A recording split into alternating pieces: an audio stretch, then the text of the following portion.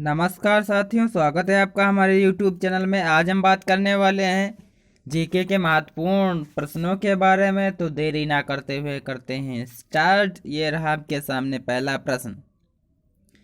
चंद्रगुप्त मौर्य का जन्म कब हुआ था? तो चंद्रगुप्त मौर्य का जन्म 345 ईस्वी पूर्व हुआ था। 345 ईस्वी पूर्व हुआ था। अगला प्रश्न देखिए। मौर्य शासन में सेना का प्रबंध करने वाले मंडल में सदस्य होते हैं। तो यहाँ पे कौन से होते हैं? ऑप्शन नंबर सेकंड में हो जाएगा 30 हो जाएंगे। 30 मौर्य शासन में सेना का प्रबंध करने वाले मंडल में सदस्य 30 होते हैं। अगला है अमित्र घात के नाम से इतिहास में कौन सा प्रसिद्ध है? चंद्रगुप्त, बिंदुसार, अशोक या दशरथ? तो अमित्र घात के नाम से इतिहास में बिंदुसार प्रसिद्ध है। अगला प्रश्न देखिए। मौर्य प्रशासन में भूमि कर एकत्रित करने वाले अधिकारी कहलाते थे। कौन अधिकारी कहलाते थे? मौर्य प्रशासन में भूमि कर एकत्रित करने वाले अधिकारी कहलाते थे अग्रम। अग्रम राइट आंसर हो जाएगा। अगला प्रश्न देखिए। गुप्त वंश का संस्थापक था। तो गुप्त वंश का संस्थापक श्रीगुप्त था। श्रीगुप्त। अगला प्रश्न है बुद्ध चरित्र के लेखक थे। बुद्ध चरित्र के लेखक कौन थे? बुद्ध चरित्र के लेखक कौन थे? तो यहाँ पे कौन सा हो जाएगा? ऑप्शन नंबर पहला अश्वघोष। अश्वघोष थे बुद्ध चरित्र के लेखक। अगला प्रश्न देखिए, ये रहा आपके सामने। गुप्त युग का महान वैद्य कौन था? गुप्त युग का महान वैद्य कौन था? 7 नंबर प्रश्न में 7 नंबर में हो जाएगा, ये धन्वंतरी थे। धन्वंतरी। अगला है शून्य के आविष्कारक कौन थे? तो शून्य के आविष्कारक कौन थे? अपने भारत में जन्मे आर्यभट्ट। अगला प्रश्न है 9 नंबर। हर्ष थानेश्वर का राजा बना। हर्ष जो है थानेश्वर का राजा कब बना? तो 9 नंबर में हो जाएगा, ये बना 606 ईस्वी पूर्व। 606 ईस्वी पूर्व में हर्ष थानेश्वर का राजा बना। अगला 10 नंबर प्रश्न देखिए। हर्षचरित के लेखक कौन है? हर्षचरित के लेखक कौन है? तो यहाँ 10 नंबर प्रश्न में हो जाएगा, हर्षचरित के लेखक बाणभट्ट हैं। बाणभट्ट। अगला है महामोक्ष परिषद का आयोजन होता है। महामोक्ष परिषद का आयोजन होता है तो कहाँ होता है? ये प्रयाग में होता है। प्रयाग में। अगला प्रश्न देखिए 12 नंबर। कलचुर सत्ता का उत्कर्ष हुआ। तो 12 नंबर में कौन सा हो जाएगा? कोक्कल प्रथम द्वारा, कोक्कल द्वितीय द्वारा, गांगेय देव विक्रमादित्य या लक्ष्मी कर्ण द्वारा? तो 12 नंबर में हो जाएगा option number B, Gangeya Dev Vikramaditya. Option number B right answer हो जाएगा। 13 नंबर प्रश्न देखिए। ये क्या हो रहा है? 13 नंबर प्रश्न देखिए क्या है। राजपूत शासन व्यवस्था में न्याय एवं सेना का सर्वोच्च अधिकारी कौन होता था? राजपूत शासन व्यवस्था में न्याय एवं सेना का सर्वोच्च अधिकारी राजा होता था। राजा। ऑप्शन नंबर बी राइट हो जाएगा। अगला प्रश्न। राजपूत युग में आय का मुख्य स्रोत क्या था? तो 14 नंबर प्रश्न में हो जाएगा, राजपूत युग में आय का मुख्य स्रोत भूमिकर था। भूमिकर। अगला प्रश्न देखिए। चंदेल शासकों की राजधानी कौन सी थी?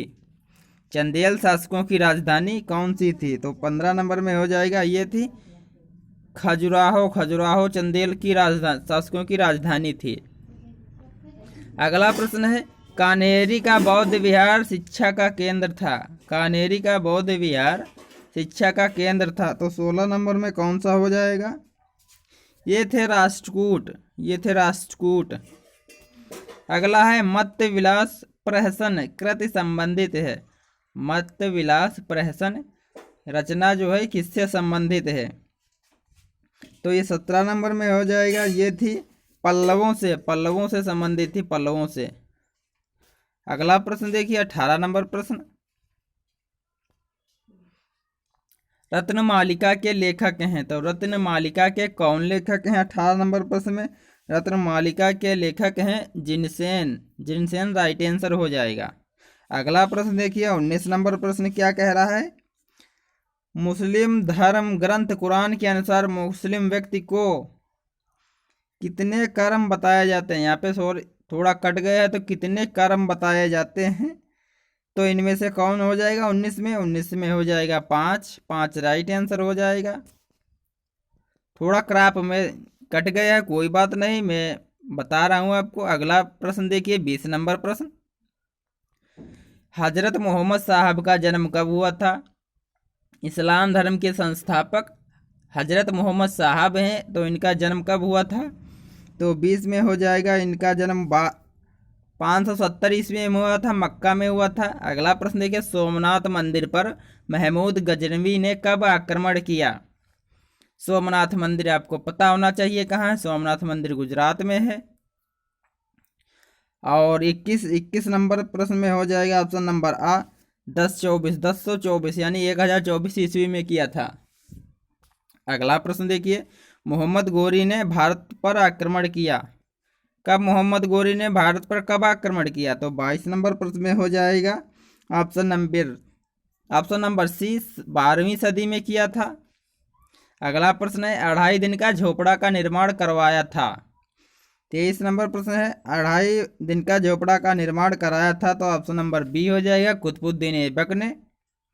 अगला प्रश्न है दास वंश कहा जाता है। दास वंश किसे कहा जाता है, तो दास वंश कहा जाता है गुलाम वंश को।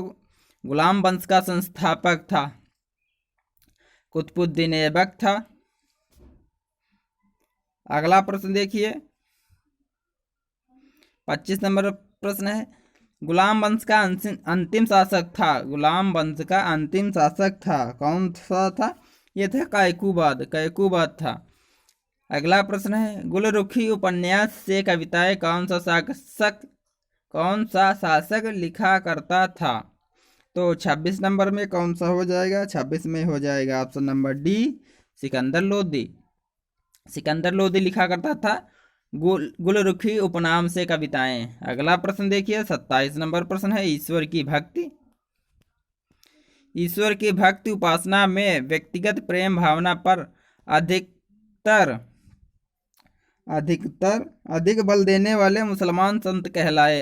अधिक बल देने वाले मुसलमान संत क्या कहलाए, तो 27 नंबर प्रश्न में हो जाएगा ये सूफी संत कहलाए, सूफी संत। अगला प्रश्न देखिए विजयनगर साम्राज्य की स्थापना हरिहर और बुक्का नामक 2 भाइयों ने संस्कृत के विद्वान की सहायता ली, तो कौन थे संस्कृत के विद्वान, तो 28 नंबर में हो जाएगा ये थे माधव विद्यारण्य राइट आंसर हो जाएगा। अगला प्रश्न देखिए चंद्रमा का परिक्रमण पथ है, तो इनमें से कौन सा हो जाएगा, तो 29 नंबर में हो जाएगा यह है दीर्घ वृत्ताकार। अगला प्रश्न है चंद्रमा की पृथ्वी से निकटतम स्थिति कहलाएगी। जब पृथ्वी से चंद्रमा निकटतम होता है तो क्या कहलाता है, तो ये क्या कहलाता है, 30 नंबर में हो जाएगा ये था एपोजी कहलाता है। अगला प्रश्न चंद्र ग्रहण की परिघटना कब होती है, चंद्र ग्रहण कब होता है, तो चंद्र ग्रहण 31 नंबर में हो जाएगा, ये पूर्णिमा को होता है। अब वहीं पर सूर्य ग्रहण कब होता है, अमावस्या का होता है। चंद्र ग्रहण पूर्णिमा को होता है। 32 नंबर पृथ्वी का सबसे निकटस्थ उपग्रह है। पृथ्वी के सबसे निकटस्थ उपग्रह है कौन है, 32 नंबर प्रश्न में ये हो जाएगा डी चंद्रमा है। पृथ्वी का उपग्रह चंद्रमा है जो कि सबसे निकटतम है। अगला है डायमंड रिंग का अवलोकन होता है। 33 नंबर प्रश्न डायमंड रिंग का अवलोकन होता है, तो 33 में कौन हो जाएगा, option number A diamond ring जो है अवलोकन सूर्य ग्रहण में होता है। अगला प्रश्न है धरातल के परिमंडलों की संख्या कितनी है, धरातल के परिमंडलों की संख्या कितनी है, तो 34 नंबर प्रश्न में हो जाएगा ये है 4 परिमंडल हैं। अगला प्रश्न देखिए धरातली मृदा किस परिमंडल का अभिन्न अंग है। तो 35 नंबर प्रश्न में कौन हो जाएगा? 35 में हो जाएगा स्थलमंडल। स्थलमंडल राइट आंसर हो जाएगा। अगला प्रश्न देखिए, विश्व की सबसे लंबी नदी है। विश्व की सबसे लंबी नदी कौन सी है? तो 36 नंबर में हो जाएगा, यह है नील नदी। नील नदी विश्व की सबसे लंबी नदी है। अगर जो यहीं पास अपवाह क्षेत्र की मतलब बहाव की दृष्टि से, चौड़ाई की दृष्टि से देख लें तो वहां पे हो जाएगी अमेजन। अमेजन हो जाएगी वहां पे। लेकिन लंबाई पूछ ले, लंबाई में नील नदी है हमारी। अगला प्रश्न, पृथ्वी के धरातल पर कितने भाग पर जल मंडल का विस्तार है? तो 37 में सभी को पता होगा। पृथ्वी के धरातल पर कितने भाग पर जल मंडल का विस्तार है? तो 2/3 भाग पर है। आपको तो पता ही होगा कि 1/3 जो है समुद्र से गिरा है। तो बचा कितना? यहाँ हम इसको एक से माइनस कर देंगे तो यहाँ 3 यहाँ पे बच जाएगा। 3 में से 3 - 1/3 तो बचेगा 2/3, जो कि हमारा जलमंडल का विस्तार है। अगला प्रश्न देखिए, किस महाद्वीप से कर्क रेखा, भूमध्य रेखा तथा मकर रेखा गुजरते हैं? मतलब तीनों रेखा किस महाद्वीप से होकर गुजरती हैं? तो 38 नंबर प्रश्न में कौन हो जाएगा? वो है अफ्रीका महाद्वीप, कॉन्टिनेंट अफ्रीका। अगला प्रश्न देखिए, पृथ्वी की आंतरिक संरचना में कितने मुख्य भाग हैं? पृथ्वी की आंतरिक संरचना में कितने मुख्य भाग हैं? तो ये 3 मुख्य भाग हैं, 3। अगला प्रश्न है, पृथ्वी के चुंबकत्व का गुण किसके कारण पाया जाता है? तो 40 नंबर प्रश्न में हो जाएगा, पृथ्वी के चुंबकत्व का गुण लौह तत्व। चुंबक लोहे में ही तो चिपकता है और चुंबक में ही चिपकता है, तो लौह तत्व पाए जाते हैं, उसी के कारण चुंबकत्व होता है। अगला है 41 नंबर प्रश्न, चट्टानें किस प्रकार की होती हैं? चट्टानें कितने प्रकार की होती हैं? तो आप सभी ने पढ़ा होगा चट्टानें कितने प्रकार की होती हैं। चट्टानें 3 प्रकार की होती हैं। अगला प्रश्न देखिए,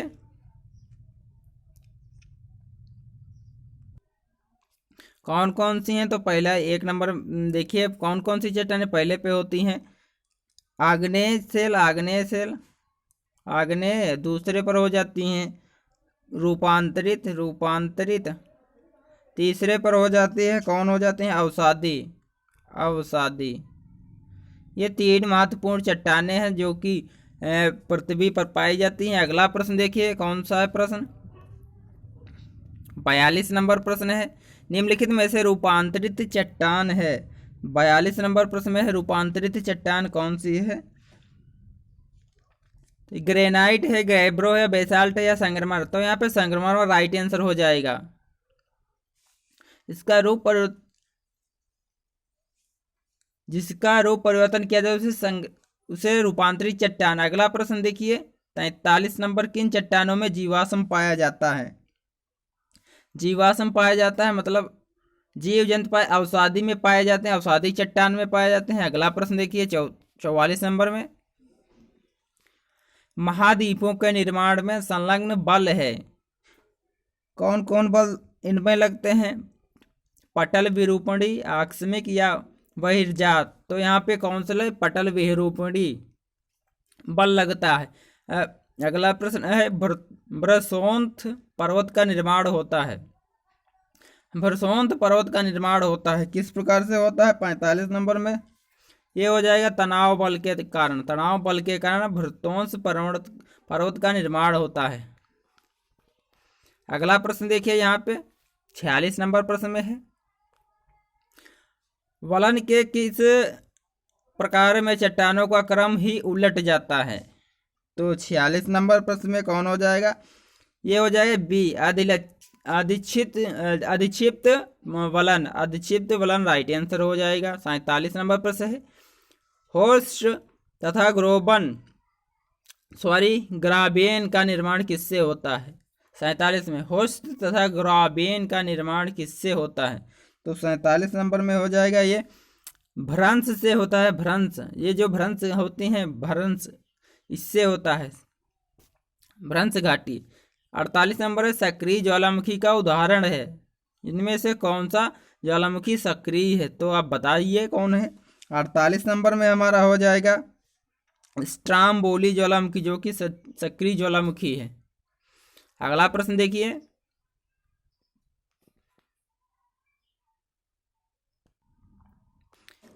यह रहा आपके सामने अगला प्रश्न है। चट्टानों का अपने ही स्थान पर छोटे छोटे टुकड़ों में टूटना कहलाता है। तो 49 नंबर में क्या कहलाता है? तो अपक्षय, अपक्षय राइट आंसर हो जाएगा। अगला प्रश्न है ग्रैंड कैनियन किस नदी द्वारा बना है? ग्रैंड कैनियन किस नदी द्वारा बना है? तो 50 नंबर प्रश्न में हो जाएगा, यह है कोलोराडो नदी है। अगला प्रश्न है देखिए यहाँ पे, निम्न में कास्ट प्रदेश में बनने वाली भू आकृति है, कास्ट प्रदेश। तो 51 में कौन सा राइट आंसर हो जाएगा? 51 में हो जाएगा ये हेलेक्टाइट है, हेलेक्टाइट है। निम्न में से कास्ट प्रदेश में बनने वाली भू आकृति हेलेक्टाइट है। वायुमंडल में सर्वाधिक मात्रा में पाए जाने वाली गैस कौन सी है? तो आपको पता ही होगा। 52 नंबर प्रश्न में हो जाएगा, ये नाइट्रोजन है, जो कि 78% पाई जाती है। ऑक्सीजन है 21% लगभग के हिसाब पाई जाती है। हीलियम है हीलियम और हाइड्रोजन, बाकी सभी संपीड़ित गैसें पाई जाती हैं। और भी गैसें हैं जो कि नियान वगैरह हैं। अगला प्रश्न देखिए यहाँ पे, मौसम संबंधी घटनाएं वायुमंडल की किस परत में घटित होती हैं? तो ये क्षोभमंडल में होती हैं। क्षोभमंडल में सबसे निचला क्षोभमंडल होता है। वही वायुदाब को मापने की इकाई है, वायुदाब को मापने की इकाई है, कौन सी हो जाएगी? ये मिलोबार है। बार आप मिलोबार या बार आपको पता होना चाहिए। अगला प्रश्न देखिए यहाँ पे, डोलड्रम क्या है? डोलड्रम क्या है? तो डोलड्रम क्या है यहाँ पे 55 नंबर प्रश्न में बताइए आप, डोलड्रम क्या है? तो डोलड्रम विषुवतीय या भूमध्य रेखीय वायुदाब को डोलड्रम कहते हैं। अगला प्रश्न है 56 नंबर प्रश्न में, निम्न में कौन सा कारक पवन को प्रभावित नहीं करता है? 56 नंबर में हो जाएगा, यह है प्लेट विवर्तनिकी। प्लेट विवर्तनिकी है जो पवन कारक को प्रभावित नहीं करता है, बाकी सभी प्रभावित करते हैं। अगला प्रश्न देखिए, गरजता चालीसा किस पवन को कहते हैं? गरजता चालीसा किस पवन को कहते हैं? इन्हें हम लू कहते हैं, लू भी कहते हैं। आपको पता होगा लू किसे कहते हैं, तो आप बताइए। ये पछुआ पवन है जो कि अपने भारत में जून जुलाई में तो सबसे ज़्यादा है, लेकिन ये स्टार्ट कब होती हैं? ये बसंत ऋतु के बाद से ही चालू हो जाती हैं, जो कि जुलाई तक चलती हैं। उन्हें हम लू कहते हैं। अगला प्रश्न देखिए, शीतोष्ण कटिबंधीय चक्रवातों की उत्पत्ति कहाँ से होती है? तो ये है ऑप्शन नंबर बी हो जाएगा, उपध्रुवीय निम्न वायुदाब क्षेत्र में शीतोष्ण कटिबंधीय चक्रवातों की उत्पत्ति उपध्रुवीय निम्न वायुदाब क्षेत्र में होती है। 59 नंबर प्रश्न है, मानसूनी हवाओं की दशा में परिवर्तन होता है। मानसून जो होता है उनकी हवाओं में दशा में परिवर्तन होता है, ये 6 महीने में। अगला प्रश्न है, जल की अधिकता के कारण पृथ्वी को कहा जाता है? जल की अधिकता के कारण इसे क्या कहा जाता है? ये कहा जाता है ब्लू प्लेनेट यानी नीला ग्रह राइट आंसर हो जाएगा। 61 नंबर प्रश्न देखिए, वृहद जाड़ की स्थिति में सूर्य, पृथ्वी और चंद्रमा एक सीध में रहते हैं, तो कब रहते हैं? 61 नंबर में क्या हो जाएगा? ये हो जाएगा पूर्णिमा और अमावस्या के दिन एक सीध में रहते हैं, इसी दिन ज्वार भाटा आते हैं। अगला प्रश्न देखिए, लेब्राडोर की ठंडी घास गल्फ स्ट्रीम की धारा से निकलती है। लेब्राडोर की ठंडी घास गल्फ स्ट्रीम की धारा से मिलती है। कब मिलती है? तो 62 नंबर में हो जाएगा। ग्रांड बैंक से पूर्व से गुजरते वक्त, ग्रांड बैंक से पूर्व से गुजरते समय मिलती है। अगला प्रश्न है, गर्म एवं ठंडी धाराओं के मिलने के स्थान पर उत्पन्न होती है। क्या उत्पन्न होती है? तो यहाँ पे हो जाएगा प्लेकटन धारा। प्लेकटन धारा राइट आंसर हो जाएगा। भारत का गणतंत्र दिवस है। भारत का गणतंत्र दिवस है। तो गणतंत्र दिवस कब मनाते हैं हम? आपको पता ही होगा, 26 जनवरी को हमारा जो संविधान बनकर लागू हुआ था। अगला प्रश्न देखिए, संविधान सभा के स्थायी अध्यक्ष कौन थे? स्थायी अध्यक्ष कौन थे? तो यहाँ पे हो जाएगा संविधान सभा के स्थायी अध्यक्ष डॉक्टर राजेंद्र प्रसाद थे। अस्थाई पूछता तो डॉक्टर सच्चिदानंद सिन्हा। ये अस्थाई अध्यक्ष डॉक्टर सच्चिदानंद सिन्हा और स्थायी अध्यक्ष डॉक्टर राजेंद्र प्रसाद। संविधान सभा के स्थायी अध्यक्ष राजेंद्र प्रसाद थे। अगला प्रश्न देखिए, भारतीय नागरिकों को कितने मूल अधिकार प्राप्त हैं? तो 66 नंबर में कौन सा हो जाएगा? ऑप्शन नंबर सी, 6 मूल अधिकार प्राप्त हैं।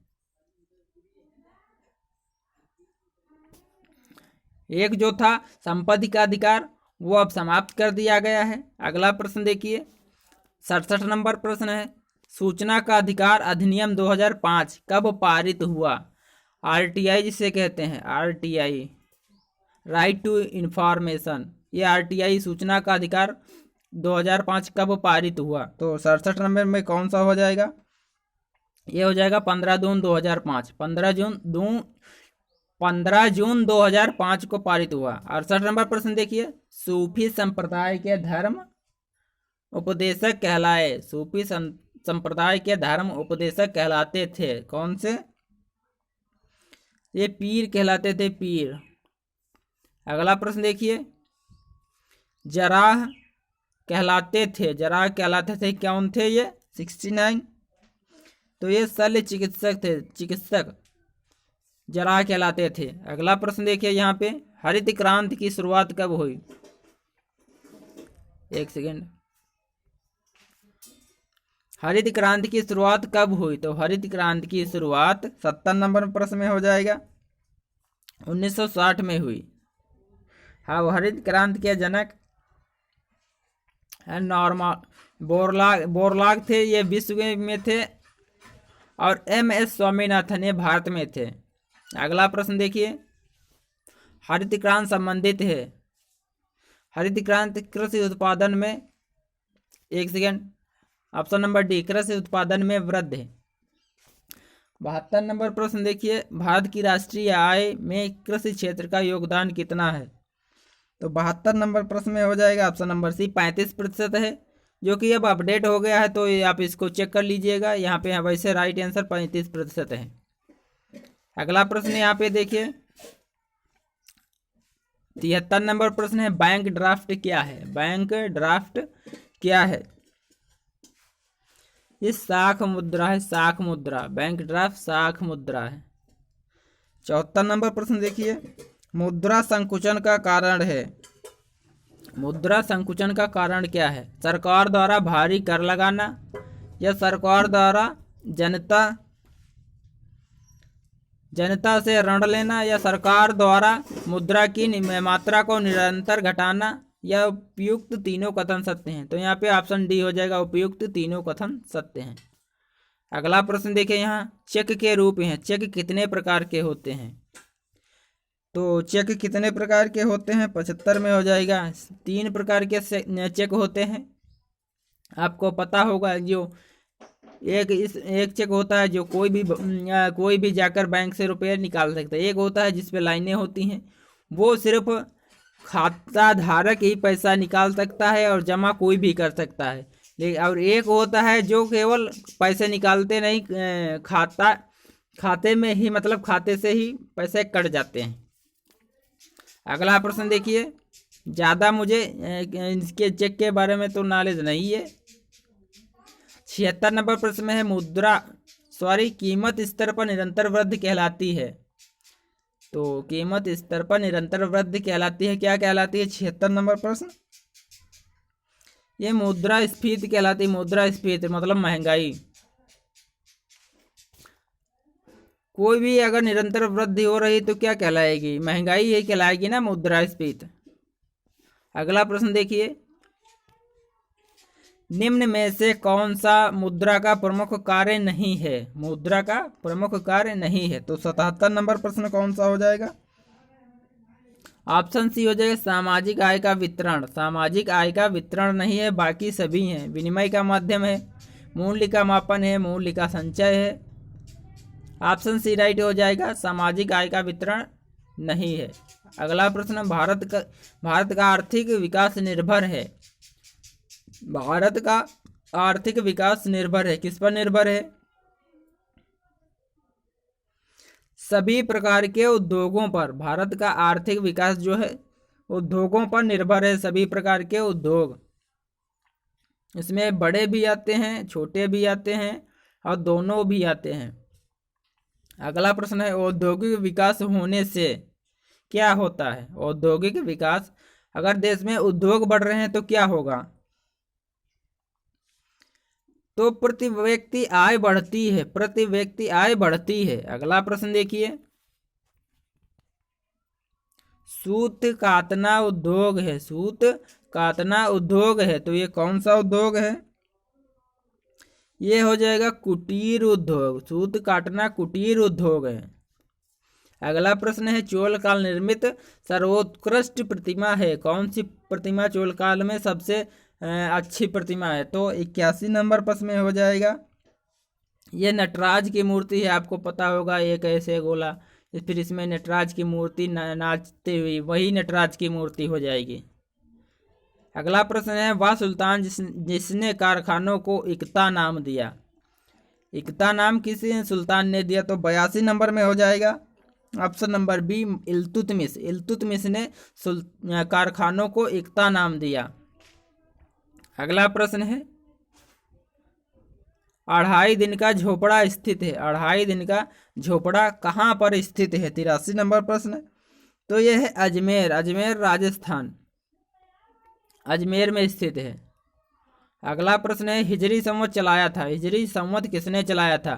तो 84 नंबर प्रश्न में हो जाएगा, ये अकबर द्वारा चलाया गया था, अकबर द्वारा। अगला प्रश्न देखिए, खानवा युद्ध के लिए प्रसिद्ध क्षेत्र है। खानवा युद्ध के लिए प्रसिद्ध क्षेत्र है। 85 नंबर प्रश्न में हो जाएगा, यह है फतेहपुर सीकरी क्षेत्र। फतेहपुर सीकरी क्षेत्र। अगला प्रश्न है,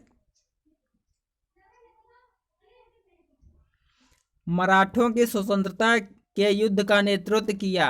मराठों की स्वतंत्रता के युद्ध का नेतृत्व किसने किया? दुर्गादास, अहिल्याबाई ने, ताराबाई ने या जीजाबाई ने? तो यहाँ पे 86 में हो जाएगा, यहाँ पे ताराबाई राइट आंसर हो जाएगा। ताराबाई ने, ताराबाई ने। तो ये थे कुछ आज महत्वपूर्ण प्रश्न जीके के। तो उम्मीद करता हूँ ये प्रश्न आपको पसंद आए हों। अगर आप कोई भी गलती हो गई हो तो उसके आप कमेंट भी कर सकते हैं। तो मिलते हैं किसी और नई वीडियो में, तब तक के लिए दीजिए इजाज़त। धन्यवाद।